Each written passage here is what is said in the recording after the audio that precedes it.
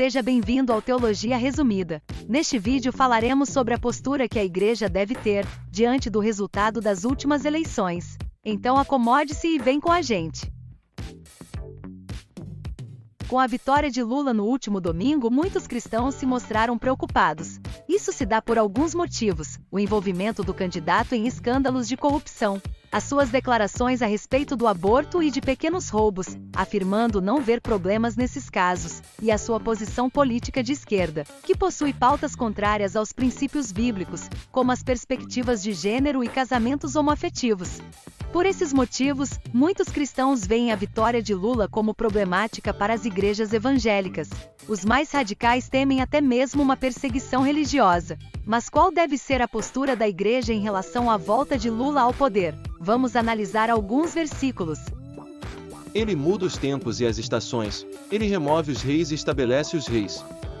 Toda alma esteja sujeita às autoridades superiores, porque não há autoridade que não venha de Deus, e as autoridades que existem, foram ordenadas por Deus.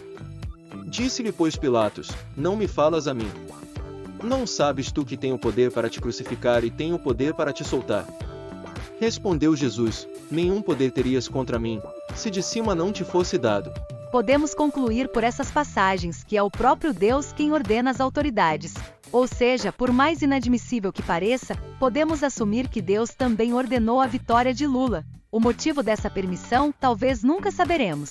Mas entrar em desespero ou se revoltar por causa do resultado das urnas é um sinal de que ainda não compreendemos a soberania de Deus sobre todas as coisas. Ele sempre esteve e sempre estará no controle, e isso deve bastar para os seus filhos.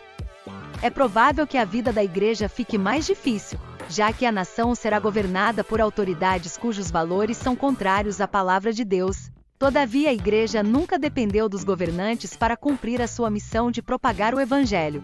Se a igreja dependesse do poder do Estado, Jesus concordaria em ser coroado o rei da Galileia em João 6,15. Ou simplesmente teria nascido num palácio e vindo como um líder político, como a maioria dos judeus esperava, mas vemos que isso não aconteceu.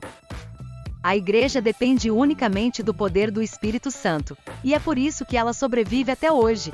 Sob o domínio de Nero, cristãos eram duramente perseguidos, sendo queimados vivos para iluminarem os jardins do imperador, e sendo devorados por feras nas arenas, para servirem de entretenimento ao povo. E apesar de toda essa tortura, o número de cristãos continuava crescendo. Jesus já tinha dito que as portas do inferno não prevaleceriam contra a igreja. De fato, a vitória de Lula é motivo de tristeza para a maioria dos cristãos. Mas não podemos esquecer que Deus continua soberano sobre todos os reis da terra, que a igreja não depende do Estado para cumprir o seu papel, que nada pode nos separar do amor de Deus, e que estamos aguardando novos céus e nova terra em que habita a justiça. Porque se esperarmos em Cristo só nesta vida, somos os mais miseráveis de todos os homens. Agradecemos por assistir até o final. Não se esqueça de nos ajudar com o like. E se puder, compartilhe esse conteúdo para que mais pessoas tenham a fé edificada. Até a próxima!